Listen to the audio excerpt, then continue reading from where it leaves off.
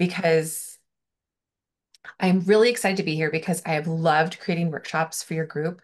And I also really enjoy my time at West Bank Library and just going there to work on my own writing. I get a lot of inspiration, and I feel that you have some of the world's best librarians working there. Whatever I need to research, they've got me covered. And I think that's exactly the type of support that all writers need. So I just want to send a final reminder out that you need to have a paper or pen or pencil, notebook, whichever combination to be able to write with, because we're going to do some handwriting, not actual working on our handwriting, but a handwritten exercise that works a little bit better on paper and pen. So I won't be looking over your shoulder checking that you have it. It's just there if you would like it. So without further ado, we are going to get started with our workshop, Turning Real Life Events into Fiction. I'm going to have points throughout where you can put comments into the chat. I'll even invite you to unmute yourself if you want to and share out some thoughts. The most important thing I want to just emphasize is that we want everyone who wants to speak to have time to speak. So if I feel like you're taking too long and someone else wants to speak, I'll just gently let you know so that someone else is able to participate. Okay. Not trying to be rude, just wanting everyone to be able to participate. Now, if this is your first time having a workshop with me, my name is Brita Jensen. I'm an author, editor, and writing coach. Most of you already know this, but we might have some new folks in here. Unfortunately, it looks like my .com got a little strange when I transferred it from Canva to PowerPoint. Sorry about that there. If you would like free writing advice, I'd say definitely join my mailing list. I'm actually going to drop that link into the chat. A couple of you are already on my mailing list. Thank you so much. I appreciate that. And you can get lots of great writing advice throughout the year. I don't email that often. I'd say maybe once a month at the most, unless we've got a big event coming up. Also, I've got some retreats and workshops coming up. I'm going to just throw that information into the chat for folks who might be interested. And so you've got that. If you want a little bit more support on your writing journey, it is there for you. And now I would like to talk about a few of my authors. So many of these authors are using real life experiences or things that they've witnessed to write fiction, whereas others, it's only this much of real life and the rest is fictional. The nice thing is you always get to decide how much you want things to be fictional, and it's entirely up to you. And we're going to look at what that scale looks like. So, what I would like you to do right now is tell us about your work. In the chat, give us a sense of what you write. What genres are you currently writing in or thinking about writing in?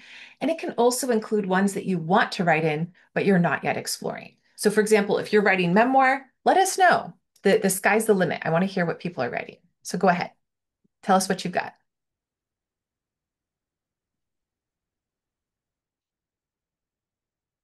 We've got memoir, mystery, historical fiction. I think this is YA. Picture book and romance. Ooh, this is super exciting. Excellent. Anyone else want to tell us what they're writing?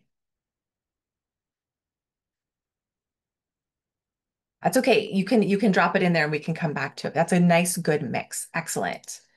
And what questions do you have so far? Go ahead and drop them into the chat as we're going through so I can incorporate them into our discussion. But I wanted to just pause to see if there are any questions you have right now about incorporating real life events into fiction. I'll just pause for just a minute there.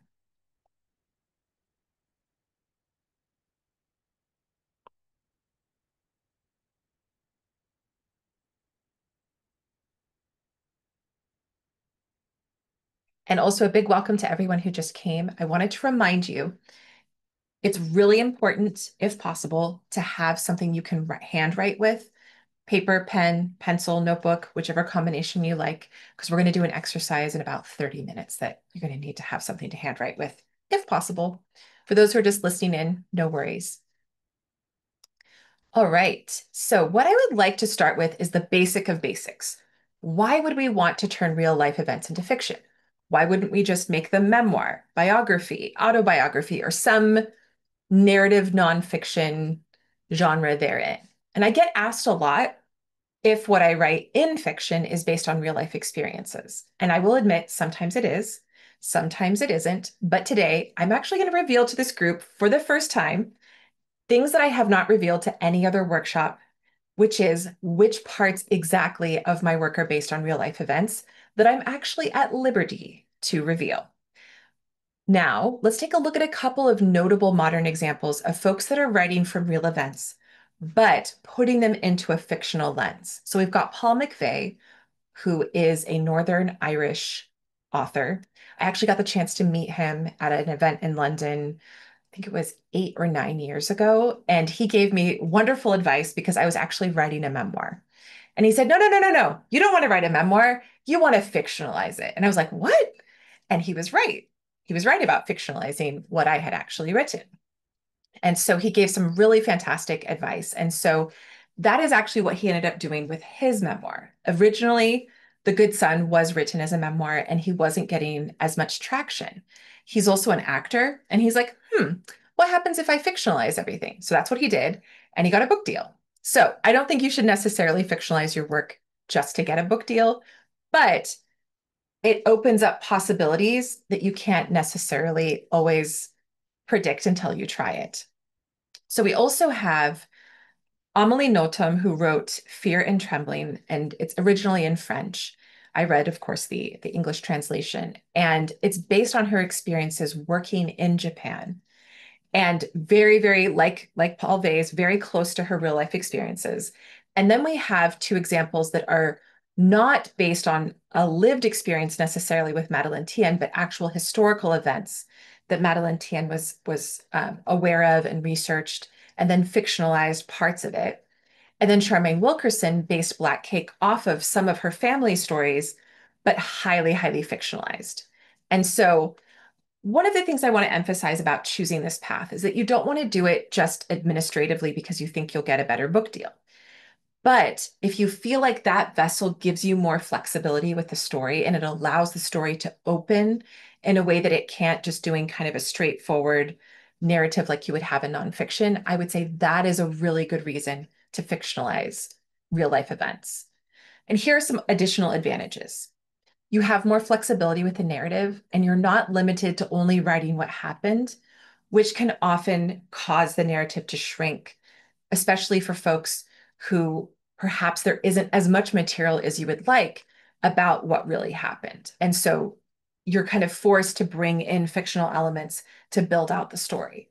It also protects you from lawsuits and disagreements about real life events that maybe each of the people who experience that event have slightly different opinions about. Also, not all lived events are interesting to readers as they are or fit into the structure of what publishing requires. I often have folks who come to me who often are saying, I think this is really interesting. It'll be interesting to readers. But sometimes that's just not the case unless it's fictionalized. Also, writing what you know is not necessarily easier. Also, your memoir might not be marketable by itself, like I mentioned about Paul McVeigh earlier, excuse me. And your family is less likely to disown you if you write about some of those skeletons in the closet, which of course I'm joking about. But those are some of the main reasons that people fictionalize real events. Now, there's always that argument. Is it easier to write what you know? Let me reassure you that this isn't the case. I have a memoir about growing up in Japan and living 22 years of my life overseas that just is not marketable as it is. Plus, my family would not enjoy me writing about them. And it was in my conversation with Paul McVeigh and a workshop with Adam Merrick in Lutro, Crete, when I was living overseas in Germany and working there, that solidified my interest in fictionalizing parts of my life and allowing them to emerge with story ideas that I already had. So I wanted to write about these magical ghosts that exist in my city, or there's, folk tales about these ghosts. But I couldn't quite create the fictional story that I wanted. And then I also wanted to write about growing up in Japan, but couldn't quite get those two things to come together. And so here you can see me doing traditional Japanese dancing, me at age 10 in Kamakura, which is like a spiritual hub of close to where I grew up in Yokosuka, and then me with my family and our family friends.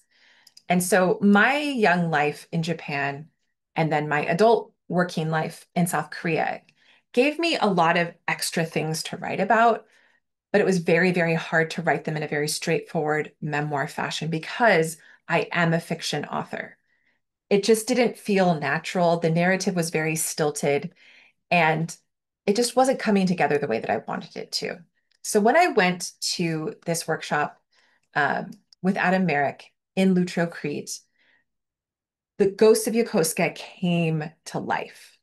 It went from just being this idea, here I am on the left, to a fully published book. But it took time. It took about 4 years to get there. And a similar thing happened with one of my main characters, Idris, in Orphan Pods. Her other character, her friend that she makes in the story, Torif, super easy to write. He started out as a short story character, but Idris was harder because Idris had a much, much harder life. And a lot of the ideas from Orphan Pods came from working in public and semi-public schools in New York City, South Korea, and Germany. I saw a lot of institutional structures that were protecting adults who were either actively or passively harming students and targeting anyone who wanted the system to change to help students thrive, especially the most vulnerable students. And so in this story, I bring out some of those things that bothered me about being in that environment and created a whole world that merged really nicely with some of those things that I felt like children's voices that I wanted to be featured. And so you see how I have these are the initial sketches of the cover. And in some ways, these represent symbolically that idea of going from a place of having those initial ideas to those ideas forming themselves into a narrative through experimentation and play. And I'm going to show you some of the exercises that I use for that experimentation and play, and then going and becoming a full-fledged narrative. And so that's why some of that symbolism exists. And you can see here, we've got this little bird here called Pinu, who's one of the characters in the book. It's Idris's personal bird that sits on her shoulder. It's a very, very large bird, like probably the size of an eagle or close to that size. And I want you to think of Pinu as your own personal story bird as we're going across the slides and you're getting ideas. Allow yourself to have your own personal story bird that can influence you and help those ideas to form and come to life. So, are there any questions so far? I'm just going to take a look at the chat really quick. It takes a good piece of fiction to write the truth. Gore Vidal. Thank you. I love that. Yes. That's fantastic. So, advice for getting started in this process. You have to decide, really ideally in your first 3 to 4 drafts, how closely you're going to stick to real life events. Now, when I say drafts, what I mean are those very, very rough drafts. The first time you write a book, as many of you already know, your first draft might be 20, 30,000 words, maybe less. And then as you build out the narrative, usually the word count increases depending on what genre you're writing in. But I often find that writers will think, oh, I don't have a rough draft finished until it reaches a particular word count. And that's really not the case because you're really focusing on the ideas, the developing narrative, the characterization.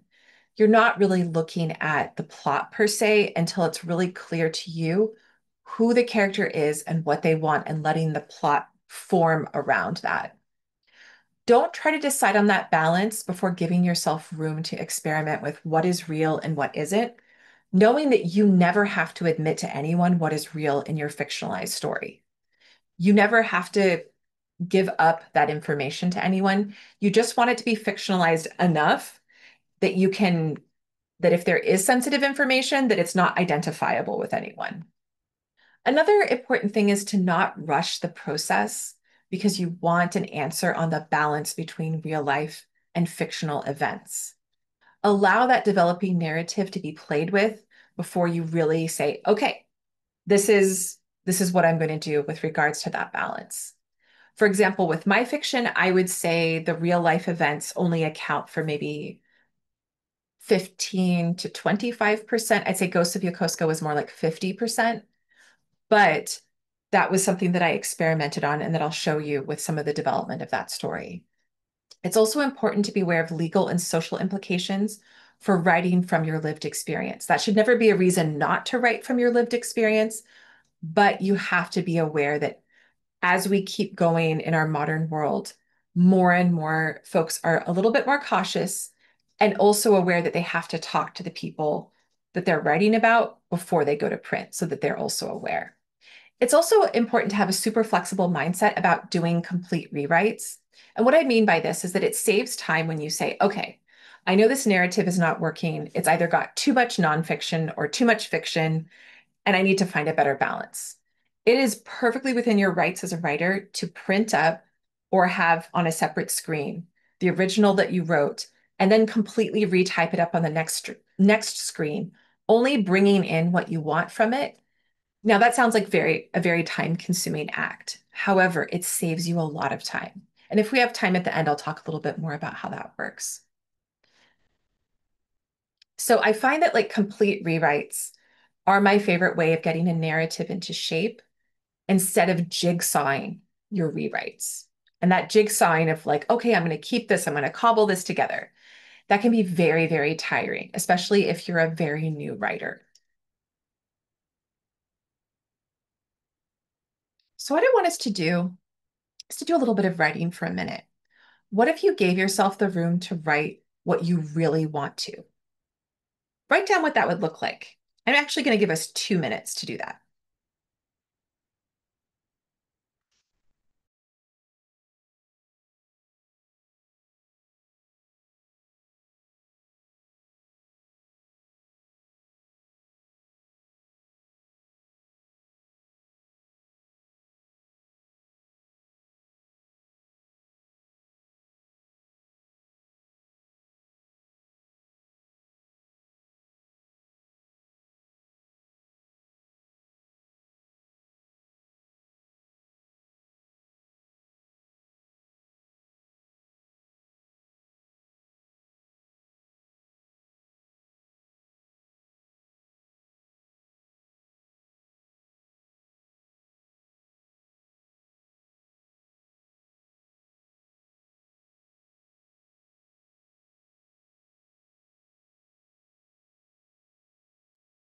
Okay, you have 1 more minute.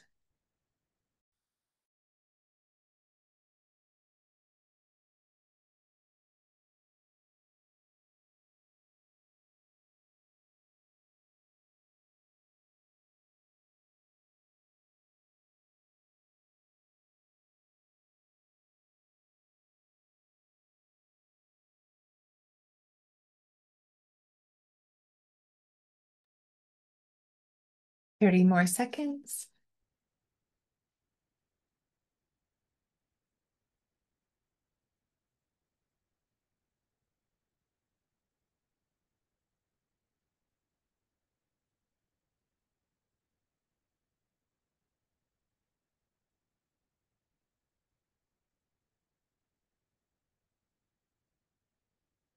All right, go ahead and finish that thought.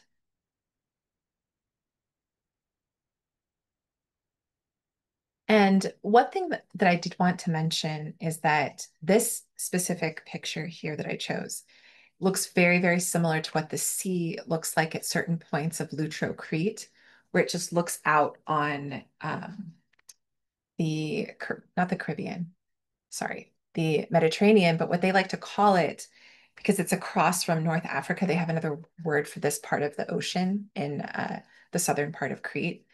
And so I thought that, this really kind of looking at water expands the idea of like, what if I just write what I want to? What does that look like? And I want to go back to the comment that Carl had here that says it takes a good piece of fiction to write the truth. And I would even say it takes a good piece of fiction to reveal the truth. So a lot of the time, many of you are aware that I write in the science fiction genre or close to it. It's definitely not hard science fiction, and it's more cultural science fiction. And I'm using that genre kind of subtextually, not really intentionally, to write about things in society that if it was nonfiction, it would be less approachable. But as fiction, people are more likely to discuss it in a way that's a little bit less disagreeable, if that makes sense. And we can talk more about that a little bit later, but that's another idea that I wanted to just mention to you is allowing elements of truth to come out in fiction because the vehicle of the story allows that to be done in a way that's less taboo. So I have some great tips for getting started or revising something that you have that already has real life events embedded in the narrative. It's important to be aware that sometimes what can hold folks back is feeling that all of the lived events of a particular moment are interesting to readers or fit into the structure of what fiction requires. With Ghosts of Yokosuka, I knew that I would use a lot of my lived experiences, but through the lens of a young woman who was half Japanese, a quarter Filipino, and a quarter American. I made her life distinct from mine so that I had the flexibility with the narrative and with her ghost friends, based on local tales from sailors and children spanning back to World War II. And having that cultural shift helped Annabelle, the main character, to be a real character instead of just a half extension of my experience growing up in the late 80s, early 90s in a city south of Tokyo, which is called Yokosuka. Additionally, I moved her timeline up to 1985, whereas my family lived in Yokosuka starting in 1989 and left in 2004. So her narrative was still a lot harder than writing the main structure of Orphan Pods because Ghost of Yokosuka was closer to my lived experience. And I had to do a lot more fact checking for that time period. I had to ask my dad about a lot of naval terms to just make sure that I was getting things right for that time period because I hadn't actually been to Yokosuka in 1985. And that 4 year span between when Annabelle's story starts and when I actually lived there, the city looked a little bit different. And so I think the thing you want to think about is that if you give yourself more freedom to stray from the truth, the easier it is to draft and revise. The thing that you have to have are all of the essential basics of fiction, regardless of genre: character arc, characterization, clear point of view, an engaging voice, plot, pacing that fits the genre, etc. But you're not going to have all of those elements right away in a first, second, or even third draft. It's really once you get to draft 3 or 4 that you're starting to really nail those elements once you're certain of what it is that your character wants and what they need and what their arc is that they're on. And it's also entirely normal to get mired in what was real and wanting to prioritize that over what the story needs. Be careful about sticking too closely to the truth because it feels easier than creating a fictional narrative. Fiction gives you a break from the structure of what was real and instead lets you focus on what is real and plausible to the reader because they're not the same thing. So I've gotten in arguments before with editors about my own work because I'm like, the editor will say, "Oh, it's not realistic in the story." And I'm like, "But it's a real event. It really happened." And they're like, "Yes, but it's not realistic to the reader." And I'm like, "Oh." And so, if you ever get that feedback, you know that you need to change something in the structure. Our reality and fictional reality are not the same. And it's an important distinction that is good to discuss here. When you write a book, especially fiction, you are entertaining the reader. You are inviting them into your story world and manipulating them into believing that it's real. That requires a very clear voice that draws the reader in and a clear point of view, also called POV. Being able to see the various angles in the POV, plus the setting, dialogue, relationships between your characters, etc., are essential. And you really have to set yourself free to be able to do that, to be open to new ideas that could change in the story. Who here wants to fictionalize their lived experiences and why? You don't have to give any juicy details that you don't want revealed. But I'm curious if anybody wants to share. You can put it into the chat or you can unmute yourself. Either way is fine.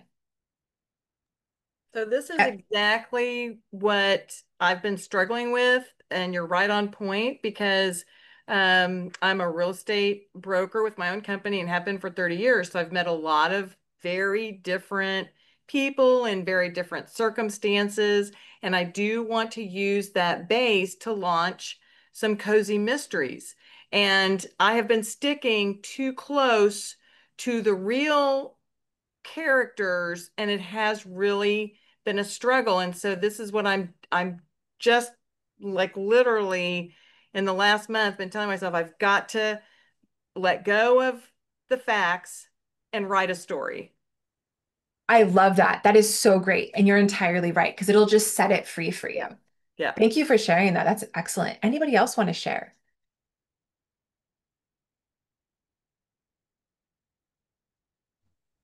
Well, I have this is Carl. Hey, Carl. Yeah, I have several family stories, and the stories are so good. They're so fantastic that they're almost unbelievable. And but these are the stories that people remembered, whether they were true or not. And so I've been integrating those stories into a series of folk stories about my hometown, right? Uh, Ooh. so I just find this little kernel, this little story, this moment in time, or this personal challenge that what the story is about is so inspiring. You can build a whole story around it. So that's what I do. But at one question I had is, um, in each story there's a suspension of disbelief, right? There's going to be Oh, that moment yes. that you're asking your reader to come along with you and suspend your disbelief for just a little while. And there's going to be a real nice pot of gold at the end of the story if you do that, right? But that's always a risk, right? And Always. at what are better ways that that help the reader suspend that disbelief? Do you coax them in just a way? Do you just build this world till it seems believable? Or are there tricks of the trade that you can implement uh, to trigger that suspension of disbelief? Yeah, I think like because I don't know the specifics of your Mm, of your book, I'm going to give just like general guidelines. sure. It's just so that you're aware that, it's I can only give generalities without actually seeing the specific story. But when it comes to like willing suspension of disbelief, what you're doing is you're creating a world, a story world, because regardless of the genre, every book is its or short story is its own story world. And you're creating a certain amount of suspense and tension around the characters' actions and their narrative. Hmm. The important thing is to be really careful how you pull the rug out from under the reader, if I'm understanding what you were saying correctly. Yeah. Like if it's something that's kind of mysterious, you want to be have been laying the foundation enough, especially because mystery readers are very, very smart people. Like Hmm. they have this formula that they're expecting for mystery to work in. And when it Hmm. deviates too much from that, their suspension of disbelief is completely interrupted. So what I mean is that you want to like give the breadcrumbs that the story might be going in a particular direction so that when there's kind of a surprise ending, it's not something that's completely implausible. I It, see. So when twist comes, it doesn't seem implausible, and if it seems just 50% plausible, then the often the reader will allow themselves to acquiesce and say, "Wow, that's something." Precisely, because like most of the mystery books out there, for example, The Maid, which is one that I may have mentioned last year when we had a workshop on tension and suspense. Like most of that is pretty implausible, but it's still fun because it's got just enough plausibility to to bring us along. Similarly with children's books, where you have children doing these extraordinary things that often in real life kids are way too scared to do. There's some Mm. kids who might, but for the most part, not. They're not going to really engage in the world in that way. And then there's also in romance, lots of willing suspension of disbelief in romance, where you've got, different gradations depending if it's smart women's romance or more kind of bodice ripper on the more, erotica side of things, where we have people who, fall in love very quickly or fall in love under situations that maybe in real life are less likely to happen, but in a book, we're willing to go along because we're like, ooh, this is fun and enticing because it's not exactly like real life. So thank you for that question. It's a very good one about willing suspension of disbelief. And I think what you have is when you test your work out on beta readers when it's kind of further along, or you're testing it out with critique partners and also with an editor, you get that sense of like, okay, how is my target readership receiving this? How much are they actually able to kind of take in from this? So Okay, good. Yeah, I guess that's the thing to do, is to test out past passages. But then in the end, the truth was the truth. So, and it seems again, these are cases where the facts are stranger than fiction. So, right. And that's where you have to, like, when the facts are stranger than fiction, you have to you have to really know your target audience really well and mm, take a look at other people who are writing stories similarly, because I have had it where I'm writing a situation fictionally that happened in real life and it's just not plausible to my target readership, and I had to tweak it for one of mm, my short stories where that it, in-depth explanation. yeah. Oh yeah, my pleasure. All right, what I would like, we're gonna move forward with experimenting a little bit, and I want you to write down some things that inspire you. Here I have a couple of my inspirations that really foster my writing. One of my big inspirations is actually dancing. I do a lot of partner dancing. You can see my husband and I here in these middle slides dancing at our wedding almost 3 years ago. And then I also have my really colorful and fun family who are just a really fun group of people going to dance festivals, my best friend in Germany in the top left, and also my students that I've worked with. So all of these things are only a small part of my inspiration. What I'd like you to do is just take a minute to write down what inspires you.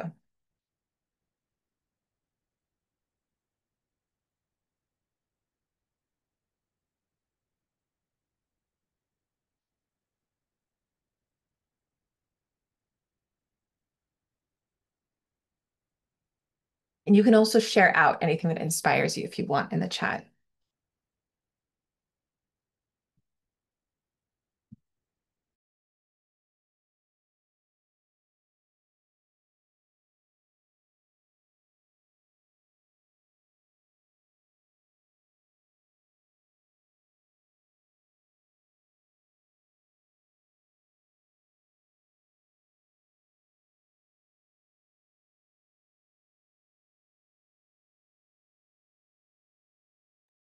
All right, we have a few more seconds.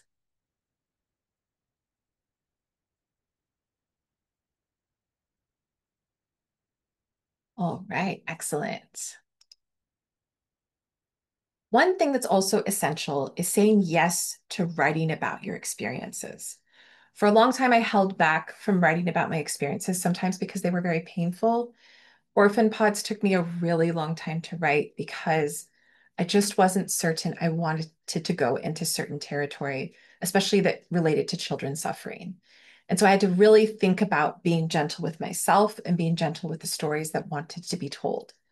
What I want you to do is jot down everything you'd like to write about in list format, and we're going to do that for the next minute. Ready, set, go. You have 1 minute.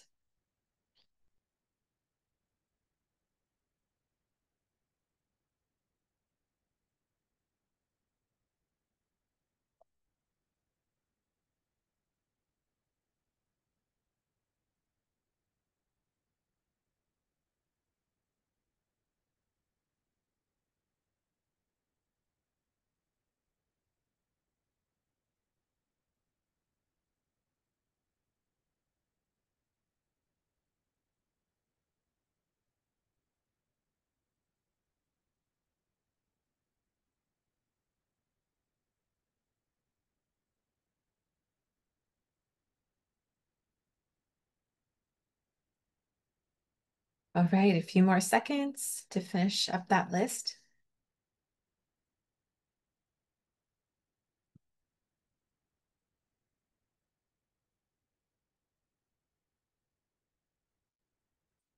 All right. I'm going to do an exercise for providing a fictional structure and helping to open the narrative. So what you're going to do is you're going to take out that pen and paper or notebook or pencil or anything crafty that will help you. And we're going to do a little bit of handwriting for those who are able to join in that aspect of things. Or some people, they like to do this on a tablet. It doesn't matter to me, whatever works for you. So you might be asking, why are we doing this? What it does is it helps to create a more varied narrative structure, and it gives you flexibility and options. I'll tell you a little bit more about why this is essential, but for now, we're going to concentrate on the heart of the story you're creating and the components that live in this heart. So let's actually take a look at some examples. So this was what I started off with when I decided I was going to go forward with writing Ghosts of Yokosuka. I actually wrote this, created this whole drawing in Lutro Crete. However, you do not need to draw. I like drawing, not everyone does. So don't worry too much about drawing. But this is one possibility. Here is another possibility with getting creative. You can draw a circle in the middle and have the different elements and things, people, things, setting, information from that particular character's point of view. In this case, this is also a story that I wrote that was from a real life experience with a family who were refugees from Ukraine when I was living in Germany. And then this is an example of figuring out the components of a scene that I was writing. And so I used Post-it notes. So that's another possibility as well that you can use in the future. The most important thing I want to encourage you to do is to be creative, be free and at play, just like one of my fellow authors says. She's actually the co-host for the retreat that we're going to be running in Tulum, Mexico in March of next year. And I love that she has this beautiful quote about to be creative is to be free and at play. And I really believe in that. You have to allow yourself to have that freedom to play. Now, we're going to play with your emerging idea or ideas. What I want you to do is to draw a heart in the middle of the page or a circle if that works better. It just needs to be large because you're going to draw or name everyone important to your main character in the middle of that heart or circle. And then you're going to name everyone outside of that, plus the background information outside of the heart. So you want to think of essential people inside the heart, non-essential people outside, or background information. Start giving the background information on these people, places, events, and just start, building that out once you have the things that are in the center. Get creative, feel free to doodle. And then I'm also going to flip to the example from a different angle that I showed earlier, just to kind of give you some ideas. So this usually takes anywhere from 5 to 7 minutes. So I'm going to give you time to enjoy. We'll start off with 5 minutes and then see if we need some extra time. Because I think usually 7 minutes works just a little bit better. And then remember that it's not the art or the way that you're conceiving this that matters. It's the information. So you've got 5 minutes, ready, set, go. If you have questions, drop them in the chat for me. I'm going to mute myself so you guys have some peace and quiet to create.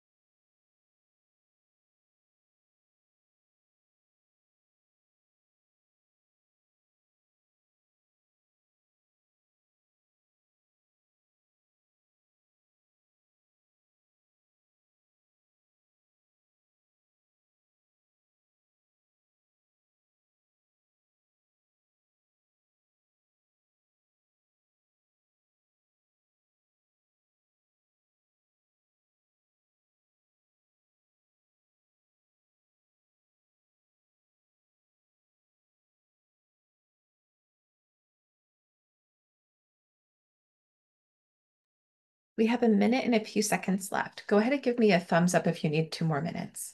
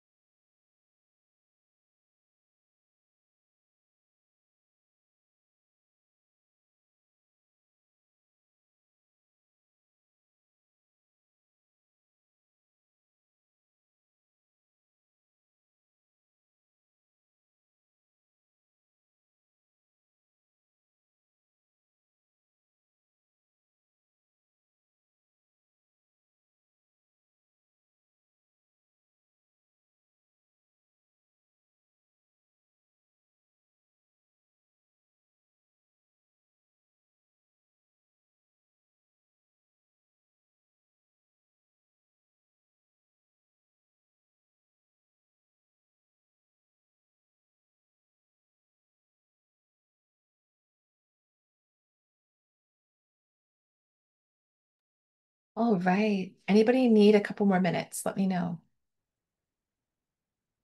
You can drop it into the chat or you can give me a thumbs up.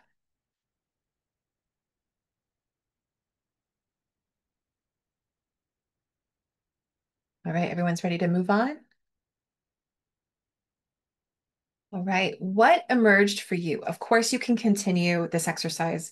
This is not the end of it. You can actually use it for all of your point of view characters. But I wanted to know what emerged for you. And so you can turn on your microphones, talk about any discoveries that have come up so far or ideas that are cropping up. And then I have a little bit of advice about using this exercise in the future.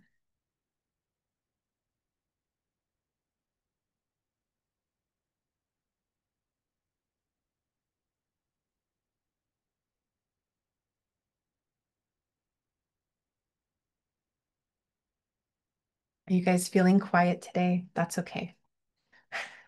Go ahead. I'll give you some advice, and then when people feel like chiming in, they can.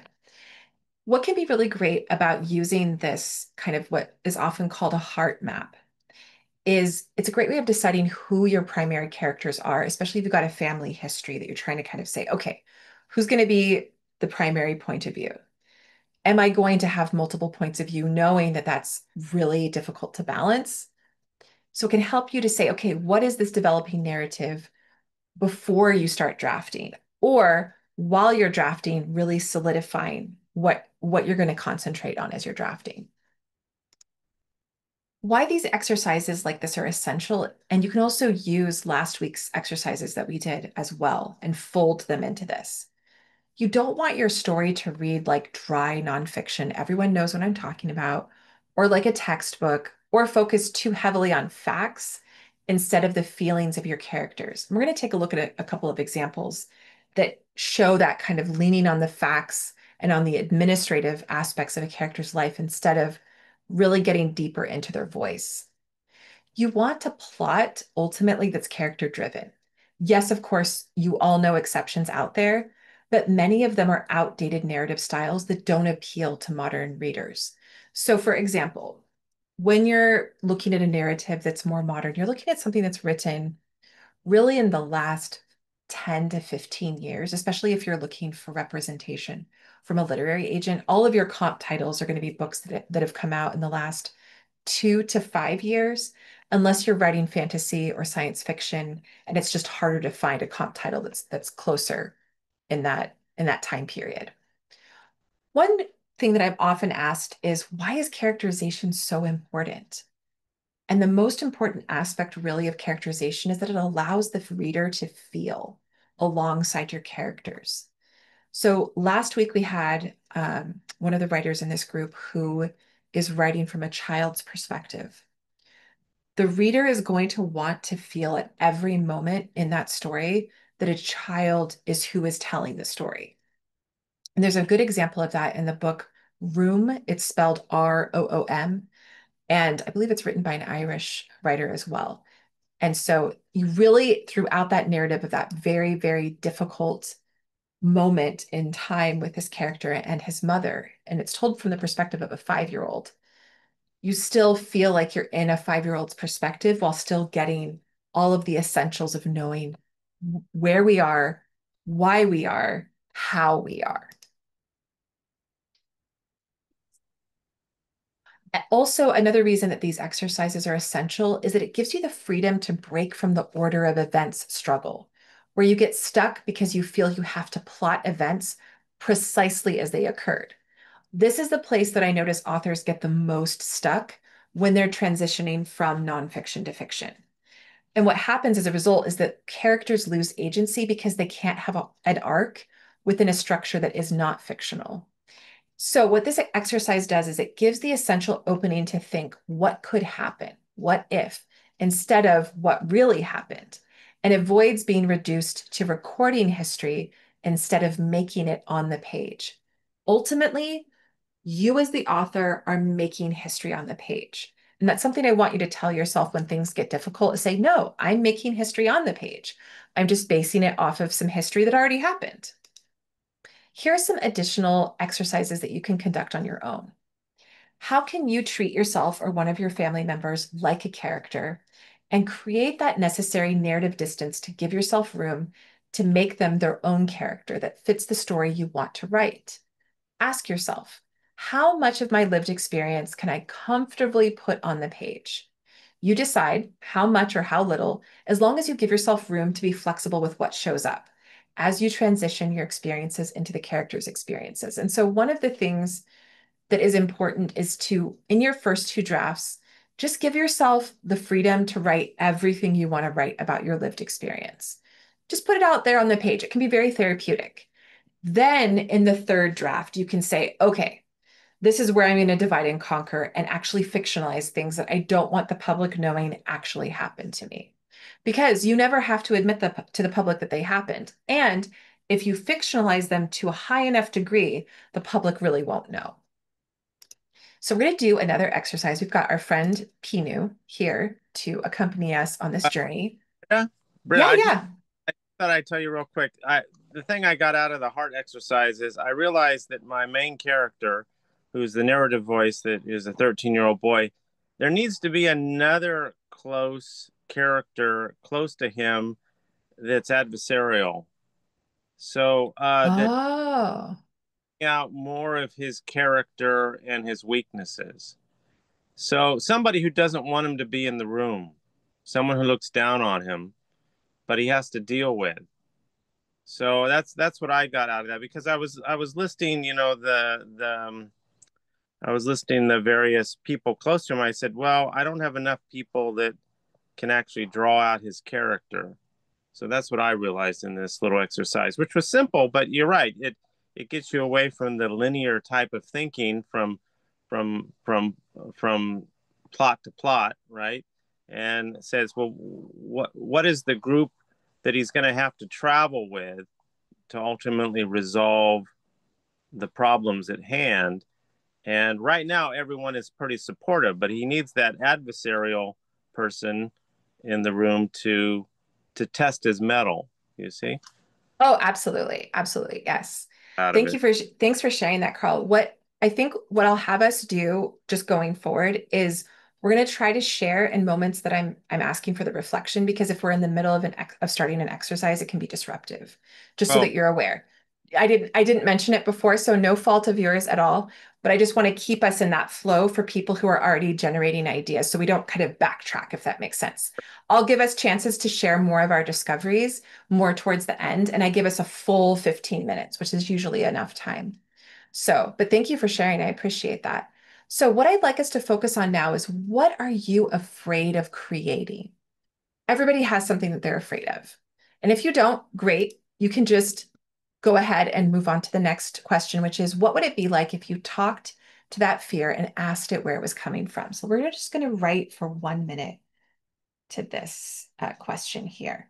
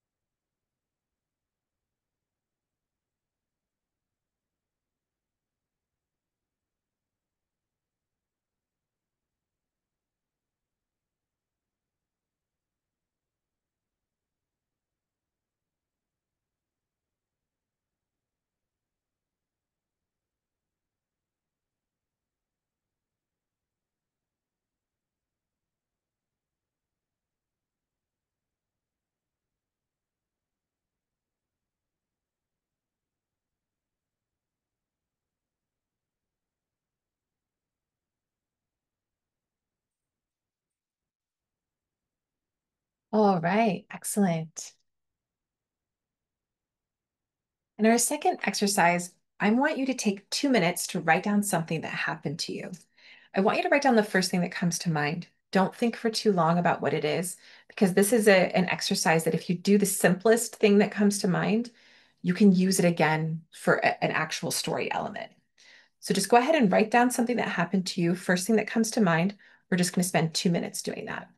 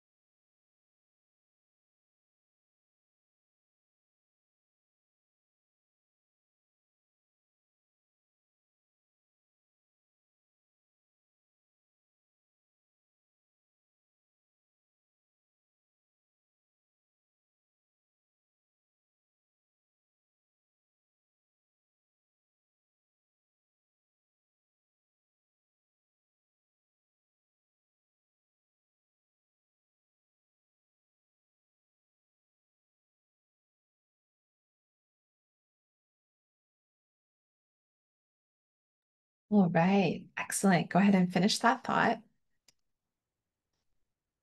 Now, what I want you to do is to change the same 2 minutes of writing to third person and write a new name for this character. That was, so you were likely writing an I, or maybe you were writing the character as you if you're writing to yourself. What I want you to do is go ahead and change that same 2 minutes of writing to the third person. Okay, just going to go back. So you're going to change. You've got 2 minutes to make that change to creating this new name for that character and rewriting that 2 minutes from that character's perspective. Okay, ready, set, go.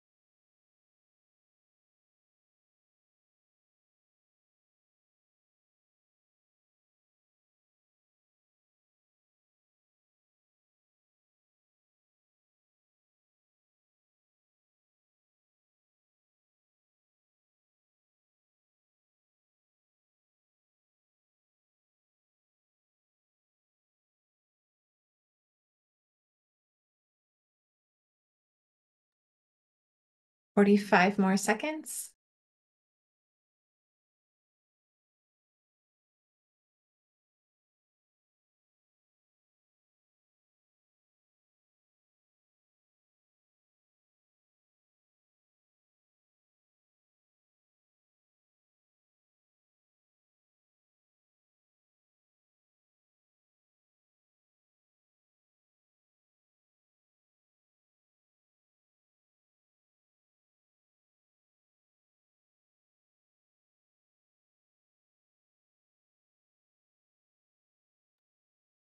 Right, go ahead and finish that thought. We've got a few seconds left of this part of the exercise.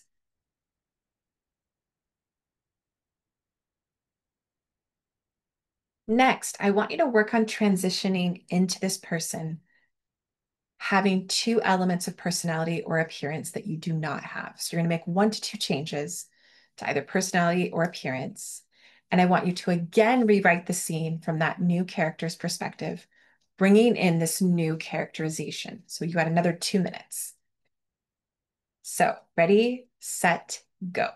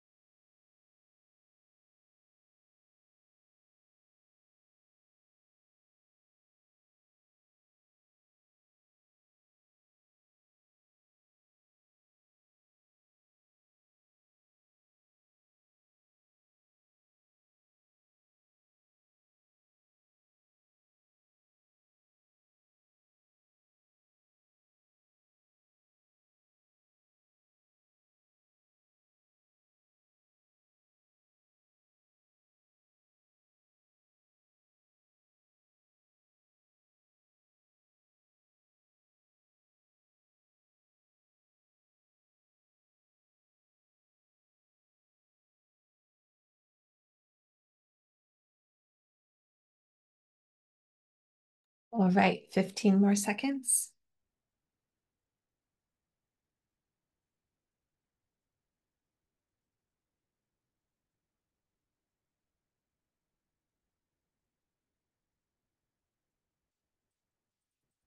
All right, time is up. How did that feel? Do you have any discoveries you'd like to share in the next minute or two? Go ahead, unmute yourself or stick it in the chat.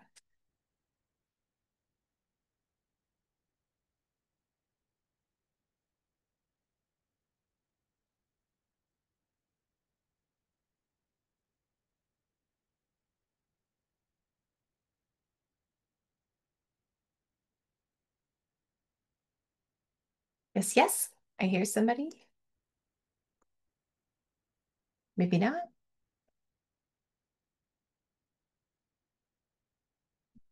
All right, I'm going to try to get my computer to stop scanning so it can slow down the bandwidth of our workshop. Come on. Okay, there we go.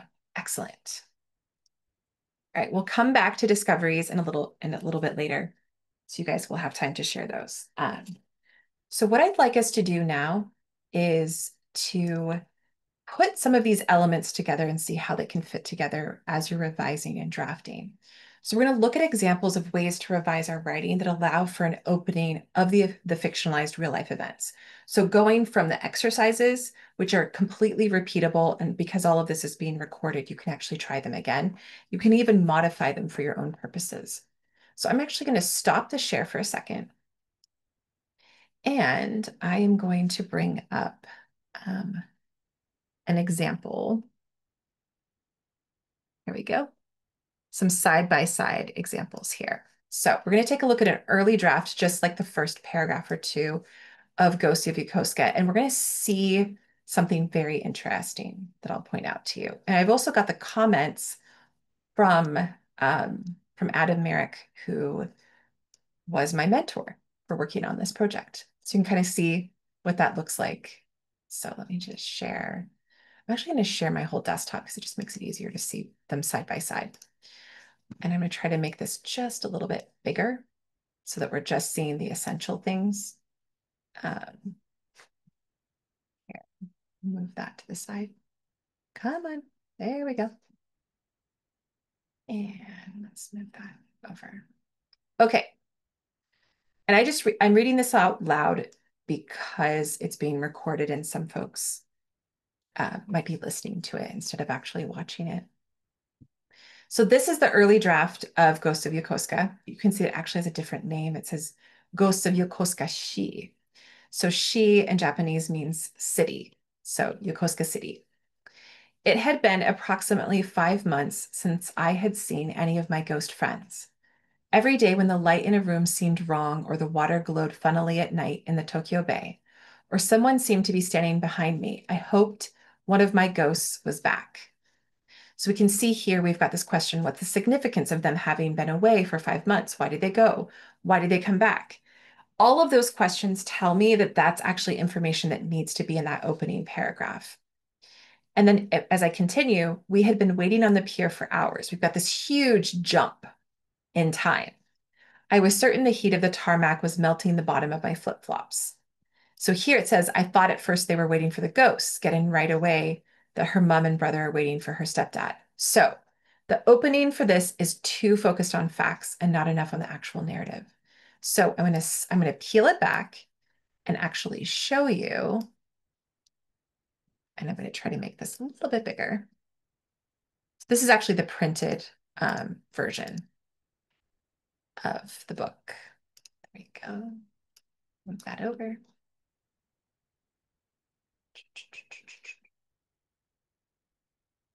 So we can compare this opening paragraph and how different it is.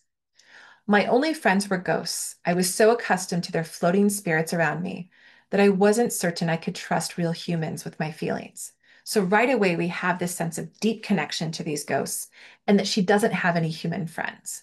Huge difference between how the two of them are structured.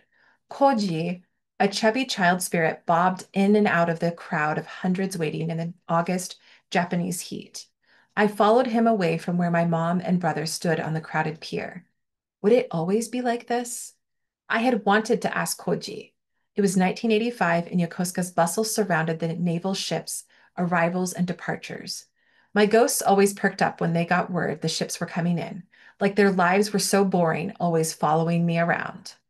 So right away, we have the factual parts woven into the ongoing action. Now, do I feel like I did the best possible job with this opening paragraph? No. As I'm reading it, I still want to tweak it.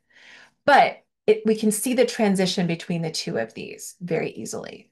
So I'm going to stop the share and show you 2 more examples from works that are in progress that I just tweaked for our own purposes. And it's not my writing. It's just work that I write for the purposes of our workshop. So we've got the original beginning, the original meaning the tweak that I did, and then we've got the actual one that I tweaked for our purposes. So let me make this just a little bit bigger, because I realize seeing things side by side is not always the easiest thing. And this is actually really fun. I had a lot of fun doing this, just so that you're aware. Because it felt very freeing to be like, let's play with this. So here we've got the original in black lettering and then the tweaking in red. Laura's best friend Anita saw another chance to escape their school that freezing Friday morning. Laura, look, they left the emergency exit open on campus again. Laura smirked. Idiots, she quickly thought. She already knew then that the 2 of them were going to grab their black backpacks and leave their school campus undetected. Anita was 18 years old, just 1 year older than Laura, but Anita looked like she was 25 or older. She had already looked grown at 13 just before the 2 friends started hanging out. Anita had repeated 6th grade, and she strategically chose who was going to be her best friend that year. So here we've got a lot of, just like in the Ghosts of Yokosuka first example, a lot of kind of administrative, factual things that are kind of being thrown at the reader without them being woven into the ongoing action. And it's not clear that we really need all of these facts. Here, my purpose was bringing the narrative tighter into Laura's perspective. Laura wasn't certain that following her best friend out of the emergency exit was the best plan. The overcast winter day in Buenos Aires suggested heavy, icy rain. Or could it be the year we get historic snow? Laura wondered. Part of her knew that if she cut school, her consequences were almost non-existent. Her mother never answered the phone. She was too depressed to pick it up, or destitute to pay the bill. If they called her father, he'd claim that his perfect Lauda never cut school, and that would be the end of that. Perfect Lauda. Now that's something I need to try to live up to. Which was why she was standing in front of the emergency exit across from Anita, who'd already broken free and was waving to her on the other end of the road. Come on, scaredy cat. It's just the last 2 hours. No one cares. Let's have some fun. Anita shimmied from side to side. Her long, dark black hair flowed freely, and guys called out to her curvy frame, not realizing she was only 16. So you can see I actually changed the age there. For too long, 16-year-old Laura had been seamlessly adapting herself to fit in wherever she needed. Do I want to keep being a chameleon, or do I want to stand for something? She closed the emergency exit door, not to return to class, but to go to the cafe to think, to get her head clear of this trajectory she felt she was on and that was out of control. It felt good to not care what Anita would think, for once. So what are we noticing about those examples that I just showed you? Any aha moments popping up for anybody?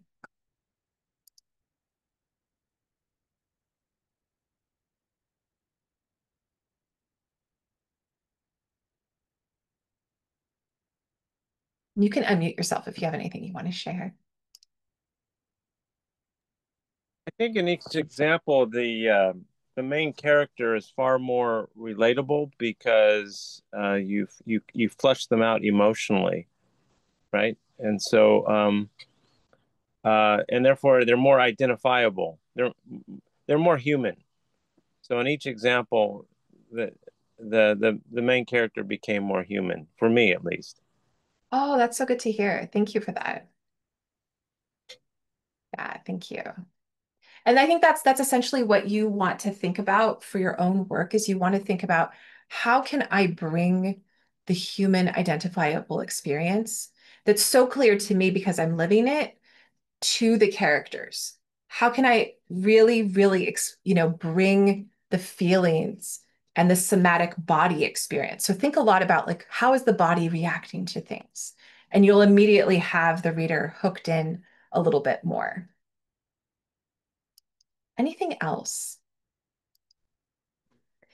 I like how it in the second example, it's not there's no description of what's happening. It's just the action, and you're figuring out that there's an exit door that's unlocked and they're going out instead of saying, oh, it's not like reading through it, oh, the exit door was open, so they're going out. Like, it gets boring when it's described versus when you're figuring it out.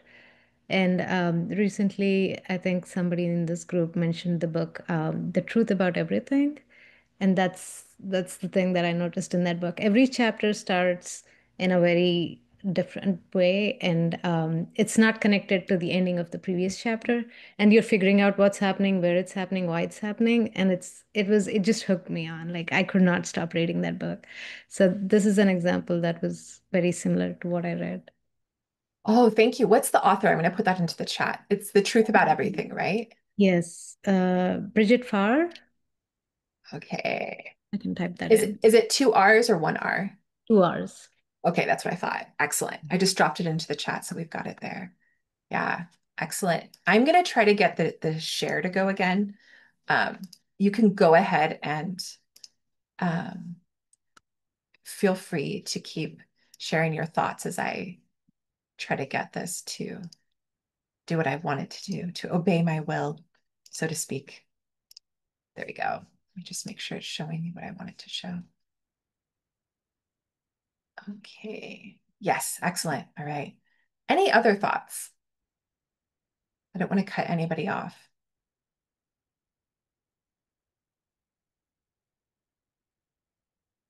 Okay, so we've already discussed this bit.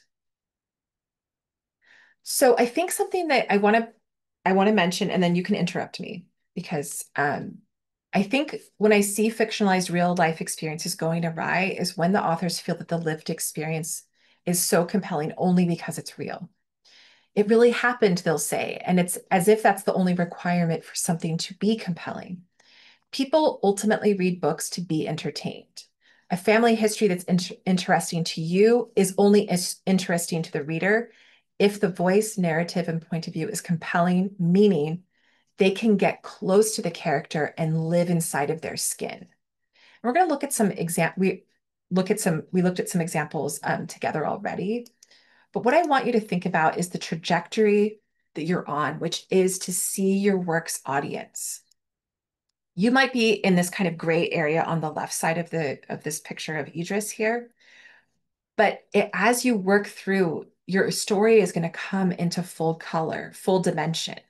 You might say, oh, it's not yet there, but it's happening. And I want you to be comfortable with making mistakes, with choosing your own path for your work, because you ultimately get to decide what it looks like. Nobody else decides that for you. And I think that's a really important thing, is to know that you control the narrative ultimately, as well as the fact that you're not just one book or one project, but that you contain multitudes.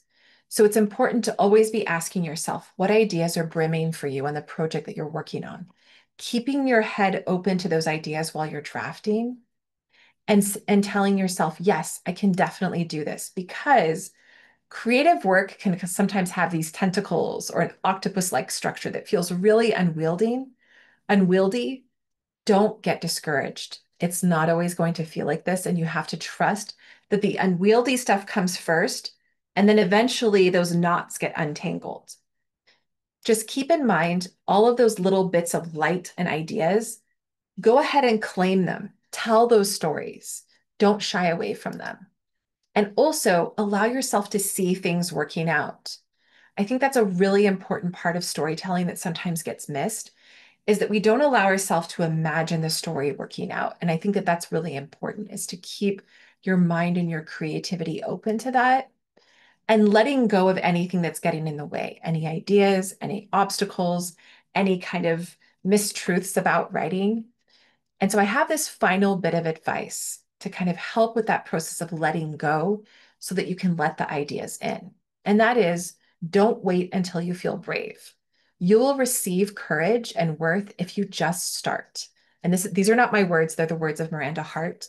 This is actually a very good book. It's entirely nonfiction, but I think it's quite good. And so I want to give us a chance for you to ask me questions, share your insights, talk about your stories if you want, but don't be shy about letting me know what you are discovering in this process. You have my email here. You can keep in touch and let me know. All right. I want to hear your insights, and I'm going to drop a couple of links into the chat also.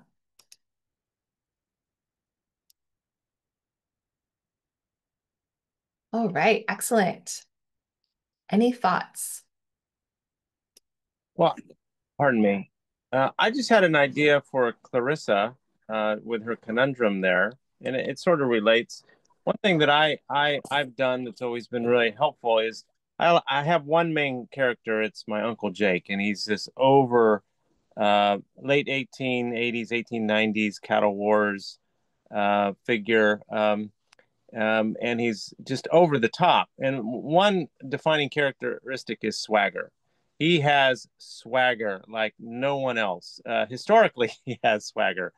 So what I did is I took all those instances of swagger from my father, my grandfather, my uncles, anytime, and I basically took all those moments of swagger and I put them into Jake, knowing that, it's comparable to Jake. So um, I don't know if Clarissa would want to do that, but you can take all the characteristics of all these different people that you meet, put them into one character, and then that character um, um, larger than life, right?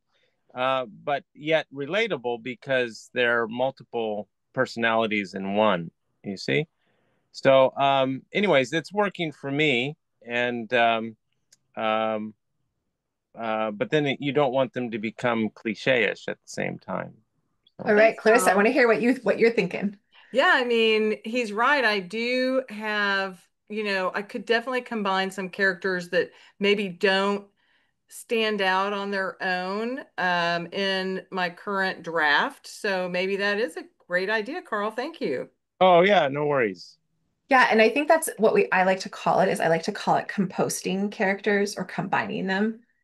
I think the thing that you want to when you're deciding upon that, it's something that's kind of like a later stage decision when you're saying, okay, the ideas are here, the ideas are basically set. I'm now refining the narrative because I know what the essentials of the story are. All right, Todd, did you have something for us? Yes. Oh, did I unmute? Okay. Yes, I was thinking, I really liked your heart diagram. I appreciate that. I hadn't really thought about that so much. I have finished my second book. The first two books are both, oh, you're welcome. Thank you. The first two books are in the first person and they are sequential. I've started on the third book. I've got the concept of the story, but I don't have the story itself. And so, thinking about that or looking at that illustration, I realize that I need more characters for one, and I need them to interact with each other instead of just simply interacting with the primary character one after another, after another, after another.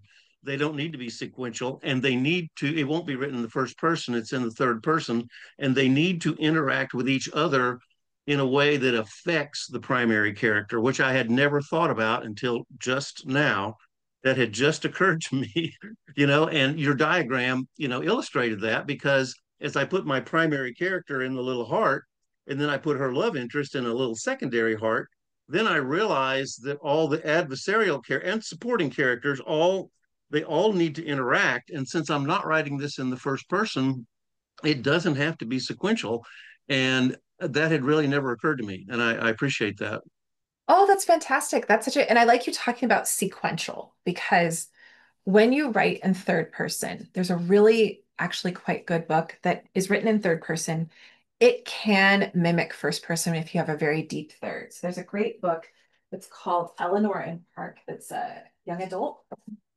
So again, it's called Eleanor and Park because I'm not sure if you could hear me on the microphone. And it's by Rainbow Rowell.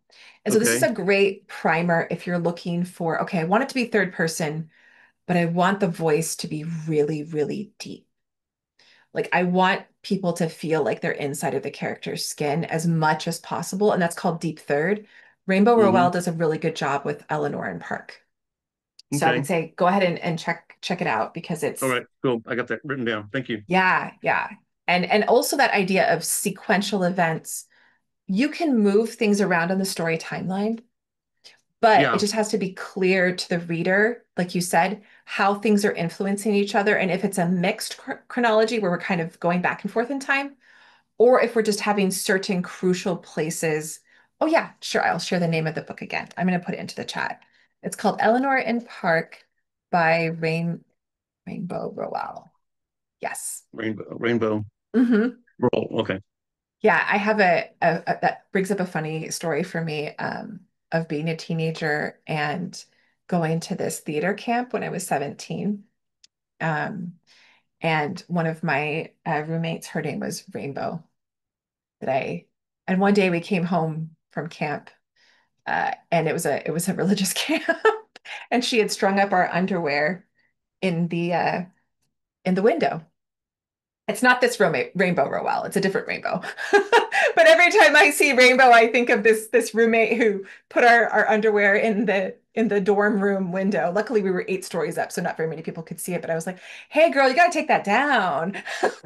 Were they in the proper colors of the rainbow? Were they in the right sequence? I don't remember. I just remember being like 17 and being like absolutely terrified I was going to be kicked out of camp. All right, Nikki, that hasn't made its way yet into a story, but I'm sure it will at some point. Nikki, did you have a discovery or anybody else who I can't see on camera have a discovery they want to share?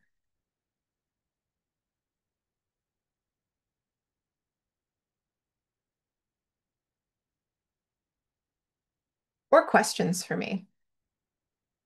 So Penny, Paul, Carl, anybody else have any questions?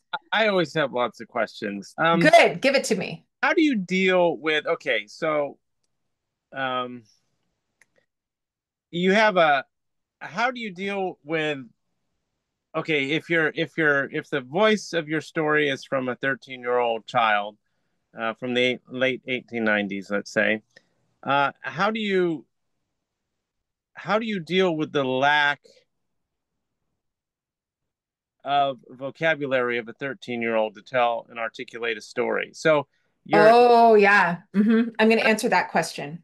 like Okay. you want uh, uh, uh, universe. Yeah, I've got an answer, Carl. I don't want it to disappear. Okay. So I would say like you don't want to be too realistic with when you have a story that's set in a historical time and it's a 13-year-old. You're actually going to play with willing suspension of disbelief by having them have a bigger vocabulary than might be expected in their particular community time period, because otherwise the narrative becomes stilted because the reader can't actually see things from that limited vocabulary, if that makes sense. But if the 13-year-old is now an adult looking back to when they were 13 years old, then you could possibly get around that because it's being Yes. an adult, but most of the dialogue is 13-year-old, but the retrospect is a little bit higher caliber vocabulary. Right. So like if you have a flashback, and be careful with flashbacks because you want to use them sparingly. Otherwise, because every time you're using them, you're bringing the reader back. Like you're Mm-hmm. causing the action of the forward momentum of the book to stop, which is often necessary. But you want them to use it very, very effectively. And so with the voice of the character when they're younger, you can choose, okay, do I want it to be the adult looking back, or do I want it to be the younger person experiencing that thing? It's Mm-hmm. often more active to have it be the younger person experiencing that thing. And there's an example um, in The Dry by Jane Harper. Some of her flashbacks are almost as though they're those teenagers experiencing things in the past, if I'm remembering correctly. So that's The Dry by Jane Harper. I'm going to put it into the chat. Some of you might remember me referencing this book last year.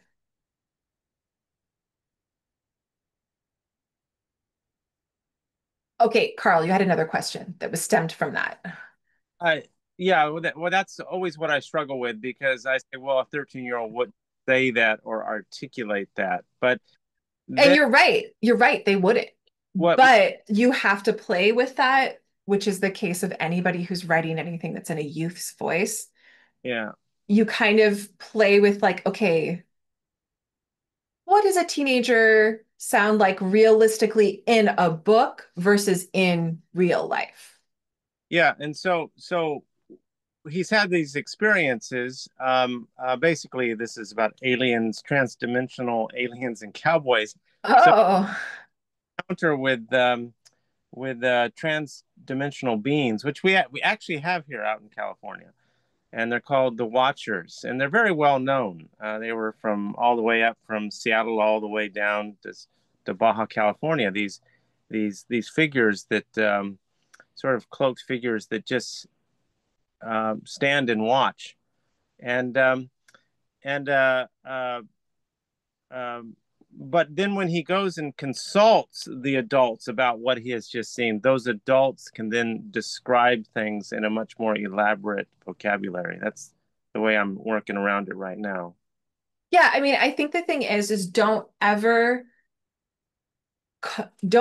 let your narrative pay a price for what you think has to be realistic, because every book has to play with the elements of what's believable versus allowing the narrative to be accessible to the reader. And the narrative always has to be accessible to the reader because you don't ever want there to be a barrier to that. And that's ultimately what any critique partner, beta reader, hopefully, and editor is doing is they're trying to take that distance between the idea that you have and then of course the ideal reader that's going to be reading your book, and taking that distance and making it smaller.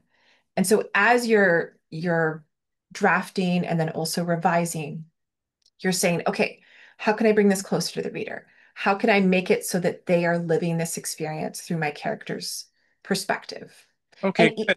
and even in memoirs, so for anybody who's thinking about writing memoir, you are doing the same thing with memoir. You are taking that lived experience and you're allowing people to live it with you. Mhm. And that's what makes it so powerful, especially like some of the really well-known memoirs that have come out in the last 10 years, like Educated, huge, standout, etc. Nikki, I saw you nodding your head. That's a great idea. Oh, I just had one tip for Carl. Maybe your 13-year-old can refer to them with a silly name, so that way it feels like it's a little kid and not a grown-up who's talking about the aliens. And but the actual when the person is narrating, they don't refer to them with the silly name. So just an idea. Very interesting idea. Yeah, I think actually him making up a name for these people, because you can't take 1950s science fiction uh, uh, uh, nomenclature and apply it to the 1880s and 1890s, right? So Oh, you can't. You totally can't because it's your book. You can do what you want with it. it is that they don't have the ability to comprehend the size of the cosmos and alien visitations Oh, yeah. Okay. Yeah. 1890s. So what I thought I'd do, and I found this amazing passage in the Bible about fallen angels that have come down to earth, and they were actually called the Watchers. So he's going to be consulting possibly with this old rabbi, and the rabbi will show that these people are in the Bible. These aliens are in the Bible, right? Or Oh, that's interesting. so they're using the cultural reference at the time to try to explain the presence of these beings.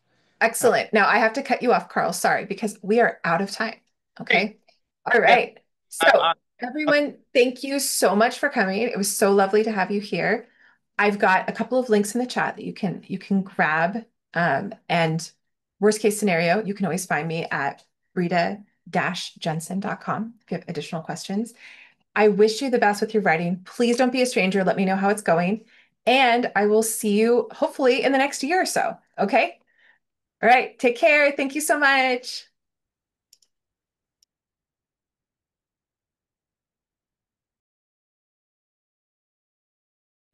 Thank you. Thanks, everyone. Bye. Bye. Thank you too. Oh.